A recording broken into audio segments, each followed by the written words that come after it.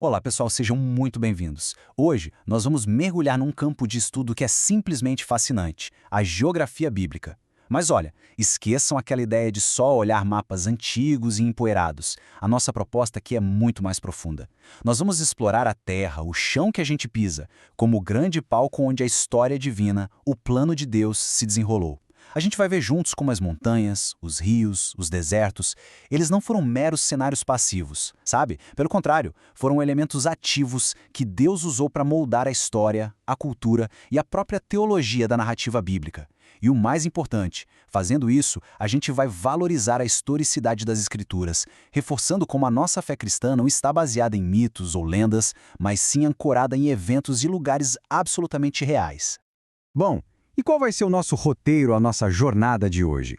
Tá aí na tela. A gente começa firmando os fundamentos, a base teológica e acadêmica. Depois, a gente embarca numa verdadeira viagem cronológica. Vamos começar lá no mundo dos patriarcas, no crescente fértil, vamos passar pela terra de Canaã, analisar a relação com os grandes impérios, até a gente chegar no cenário do Novo Testamento, na era de Cristo e da Igreja primitiva. Essa estrutura vai nos dar uma compreensão bem clara, bem progressiva, de como esse palco geográfico foi de fato essencial para o grande drama da redenção. Então, vamos lá. A gente começa pelo que é essencial. Porque antes de a gente sair explorando o onde os eventos aconteceram, a gente precisa primeiro entender o que e principalmente o porquê. É nesta primeira sessão que nós vamos estabelecer a base, o alicerce acadêmico e o que é fundamental para nós, o alicerce teológico para todo o nosso estudo. É aqui que a gente prepara o terreno para tudo que vem pela frente.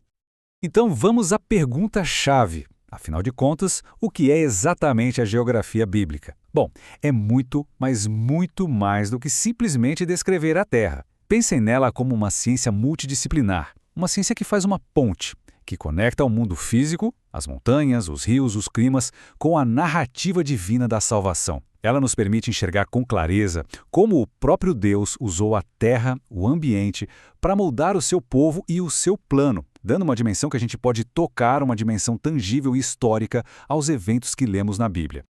E essa disciplina é imensa, é muito vasta. Por isso a gente precisa abordá-la através de várias lentes, como se fosse um prisma, sabe? Que revela diferentes facetas da mesma realidade.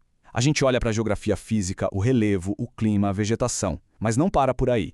A gente estuda a geografia humana, como os grupos de pessoas viviam ali, seus costumes, como eles se adaptavam àquele meio. Olhamos também a geografia econômica, que recursos naturais eles tinham à disposição e como os exploravam. E de forma crucial, a gente investiga a geografia política, como a geografia daquele lugar influenciava o poder, a definição de fronteiras, os conflitos. E, por fim, a geografia histórica, que tenta reconstruir como era tudo isso no passado. Cada um desses aspectos, quando somados, nos dá uma compreensão muito mais rica, muito mais profunda do texto bíblico. E aqui, pessoal, a gente chega ao alicerce teológico, a pedra fundamental de todo esse estudo. Para a Bíblia, a Terra não é um cenário aleatório, não é um acidente cósmico, de jeito nenhum. A Terra é a criação de Deus, ponto. É propriedade dele e foi intencionalmente entregue à humanidade para ser o palco onde a sua história de redenção aconteceria. Essa cosmovisão, essa verdade de que do Senhor é a terra, é o nosso ponto de partida inegociável. Tudo que a gente vai estudar daqui para frente se assenta sobre esta verdade fundamental. E é absolutamente crucial que a gente entenda a visão de mundo, a cabeça dos autores bíblicos. Era completamente diferente dos povos ao redor. Pense nos vizinhos deles. Egípcios, babilônicos, gregos. Para eles, o universo surgia de uma briga entre deuses, de elementos como água e fogo, de um ovo cósmico. Eram histórias mitológicas ou filosóficas. Agora, olhem para os hebreus. Para eles a coisa era clara. Vinha por revelação divina. Existe um único Deus, que é pessoal, que é soberano, e que cria o universo e a terra simplesmente pela sua palavra. Percebem a diferença? É um abismo. Essa distinção entre um criador e sua criação é radical, e contrasta não só com as visões pagãs da antiguidade, mas também com as teorias seculares de hoje, que tentam explicar tudo apenas pela razão e pela observação naturalista. E olhem só que exemplo fascinante disso. Enquanto os primeiros grandes pensadores gregos, como Tales de Mileto, que viveu um século depois de Isaías, ainda quebravam a cabeça e concluíam que a Terra era um disco plano boiando na água, o profeta Isaías, inspirado por Deus, já escrevia que Deus está assentado sobre o círculo da Terra. Essa palavra hebraica para círculo, hug, também pode significar esfera, abóboda. Isso é impressionante. Mostra como a revelação divina contida nas Escrituras estava em muitos aspectos séculos à frente da descoberta científica humana. A fé não se opõe ao conhecimento. Na verdade, a revelação de Deus nos oferece uma verdade que a ciência muitas vezes leva séculos para conseguir confirmar. Beleza, então. Fechando essa nossa primeira parte, a gente estabeleceu a nossa fundação. Nós definimos o que é a geografia bíblica, compreendemos que sua base teológica está na soberania de Deus sobre a sua criação e vimos como a visão de mundo bíblica é completamente única e diferente das outras teorias. Pronto, a base está feita. Agora sim, com essa caixa de ferramentas conceitual em mãos, nós estamos prontos para começar a nossa jornada pelo mapa e pela história. Ok, vamos lá. A nossa viagem no tempo começa agora e a gente vai para o lugar que todo livro de história chama de berço da civilização, o Crescente Fértil. É nesta região que a história mais antiga da humanidade, de acordo com as escrituras, se desenrola. É o mundo que formou, que moldou os patriarcas, Abraão, José e Moisés. E entender esse cenário é absolutamente fundamental para a gente compreender as incríveis jornadas de fé que eles viveram. Olhem bem para esse mapa. Esse grande arco verde, esse C deitado, é o famoso Crescente Fértil. Ele é banhado por rios gigantescos e vitais, o Tigre e o Eufrates, na Mesopotâmia, e o Nilo, no Egito. Naquela época, isso aqui era o centro do universo conhecido. Foi aqui que surgiram as primeiras grandes cidades, os primeiros grandes impérios. Era uma terra de imensa riqueza agrícola, de fartura, mas justamente por isso, era também um lugar de conflito constante, de briga por poder, de intercâmbio cultural, e é exatamente daqui, desse caldeirão de culturas, impérios e conflitos, que a história do povo de Deus começa a ser contada. E a primeira grande história que a gente vê nesse mapa é a de Abraão.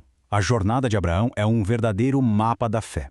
E atenção, não foi uma migração aleatória, de alguém buscando pastos mais verdes. De jeito nenhum.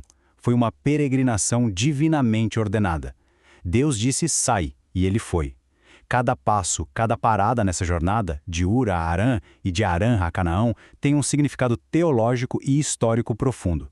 Vamos traçar esses passos no mapa para a gente entender o que cada um desses lugares representava no grande plano de Deus.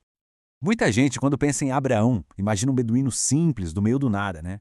Mas a arqueologia, especialmente as escavações de um arqueólogo chamado Sir Leonard Woolley, viraram essa ideia de cabeça para baixo. Ur dos Caldeus, a cidade de Abraão, era a Nova York da época. Era uma metrópole incrivelmente sofisticada. As escavações revelaram casas de 2 andares com 13, 14 cômodos.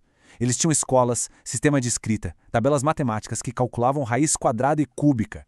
Então, quando Deus chama Abraão e diz, sai da tua terra, ele não está tirando Abraão do nada, ele está tirando Abraão do tudo, do conforto, do luxo, da segurança e de uma cultura pagã poderosíssima, simbolizada por aquele imenso zigurate em honra ao deus Lua Nana. Isso dá uma dimensão para o ato de fé de Abraão que é gigantesca.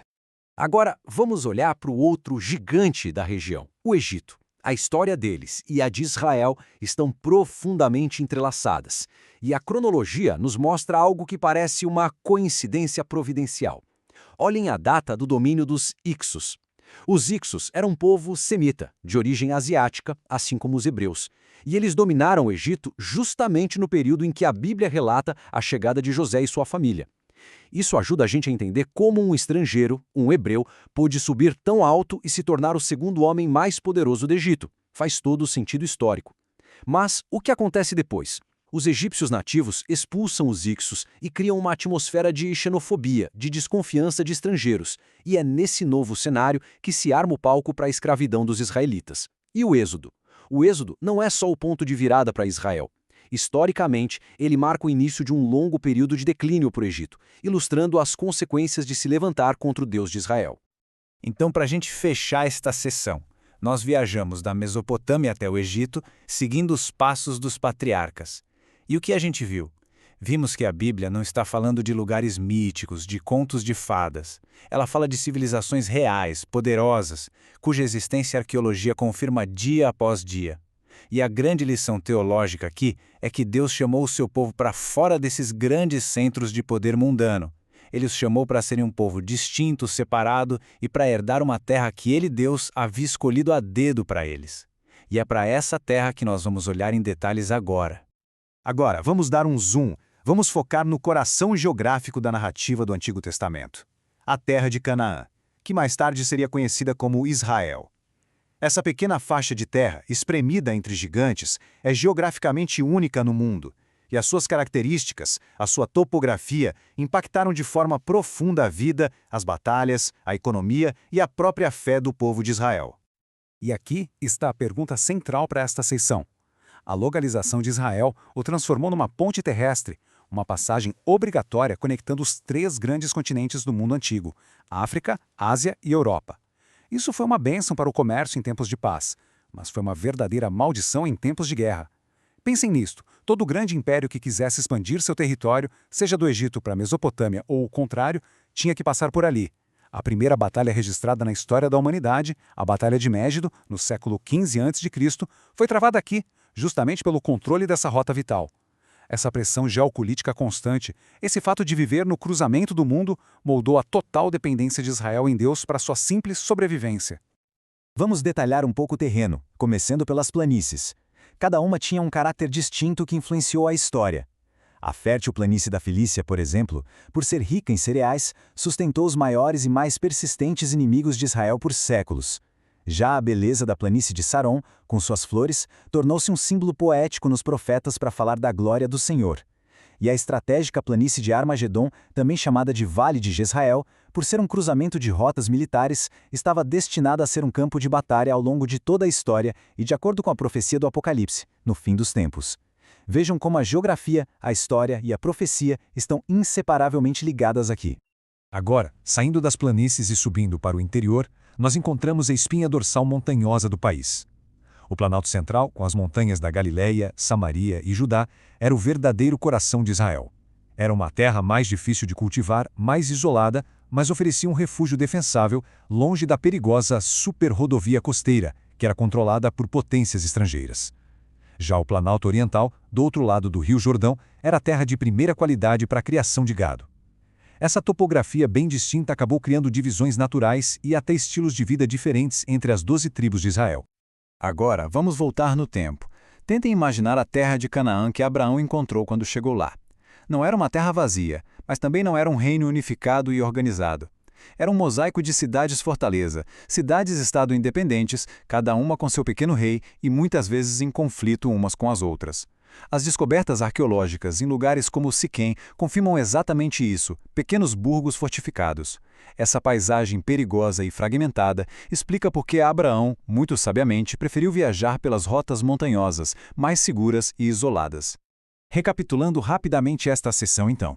Nós dissecamos a Terra Prometida. Vimos como sua posição de ponte, suas planícies férteis e suas montanhas protetoras não foram apenas características geográficas, mas foram forças ativas que moldaram a história de Israel, suas guerras, suas distribuições tribais e, fundamentalmente, sua relação com as nações vizinhas e com o próprio Deus.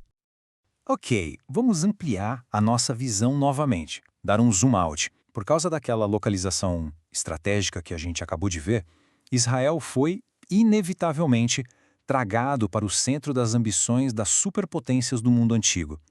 Nesta sessão, nós vamos examinar os grandes impérios que surgiram e caíram, e como cada um deles, sem saber, desempenhou um papel específico e profeticamente significativo na história do povo de Deus.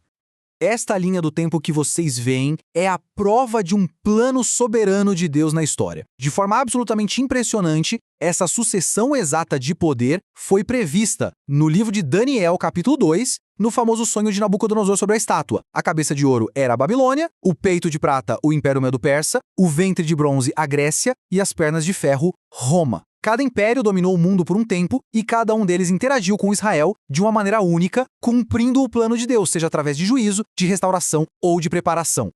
Vamos começar com os assírios. A crueldade deles era lendária. Era uma tática de guerra psicológica deliberada para inspirar um terror que paralisava seus inimigos. E, com essa ferocidade terrível, eles se tornaram, nas palavras do profeta Isaías, a vara da ira de Deus. Foram um instrumento que Deus usou para aplicar juízo sobre o reino do norte de Israel, que havia se afundado na idolatria. Os assírios os levaram para o exílio, espalhando as 10 tribos entre as nações, exatamente como os profetas haviam advertido que aconteceria. Depois dos assírios, veio o glorioso Império Babilônico, a cabeça de ouro da estátua de Daniel. Babilônia representa o esplendor máximo do poder mundano, com suas construções monumentais. Sob o rei Nabucodonosor, eles marcharam contra o reino do sul, Judá. Destruíram Jerusalém e o magnífico templo de Salomão, e levaram o povo para o cativeiro. Foi um juízo devastador, claro, mas também foi um período em que Deus purificou o seu povo da idolatria e o preservou no exílio, preparando-o para um futuro retorno. E então surge o Império Medo-Persa. E aqui nós temos uma demonstração da presciência e da soberania de Deus que é de arrepiar. O fundador desse império, Ciro o Grande, foi profetizado por nome no livro de Isaías cerca de 200 anos antes dele sequer nascer. Isaías escreveu o nome dele. E a política de tolerância de Ciro, que era única para a época, foi o mecanismo humano que Deus usou para cumprir a sua promessa de trazer o seu povo de volta para a terra de Israel. É um dos testemunhos mais poderosos da Bíblia sobre a soberania de Deus sobre a história. E, por fim, nesta parte da história, temos os gregos. As conquistas relâmpago de Alexandre, o Grande, não espalharam apenas um império militar. Elas espalharam uma cultura, o helenismo, e o mais importante para o plano de Deus, uma língua. O grego koiné, uma forma mais simples do grego clássico, tornou-se a língua comum, a língua franca de todo mundo conhecido. E isso não foi um acidente histórico. Deus estava preparando uma linguagem universal para que, quando o Evangelho fosse finalmente revelado em Cristo, ele pudesse ser escrito e compreendido por todas as nações, sem barreiras linguísticas. Fica claro, portanto, que a história mundial não é uma sequência aleatória de eventos. A ascensão e a queda desses grandes impérios, cada um com sua característica única, a crueldade assíria, a glória babilônica, a tolerância persa, a cultura grega, tudo isso fez parte de um plano soberano e abrangente de Deus, centrado em seu povo, Israel, e preparando meticulosamente o mundo para o evento mais importante de toda a história, a vinda do Messias. E agora, avançando para a nossa sessão final, a nossa jornada cronológica chega ao seu clímax, o Novo Testamento. O palco que vinha sendo preparado por séculos agora está pronto. Nós vamos ver como a geografia específica da Palestina do primeiro século moldou o ministério de Jesus, e como a geografia política e a infraestrutura do Império Romano se tornaram a própria estrada para a expansão do Evangelho pelo mundo. Este é o mundo em que Jesus andou.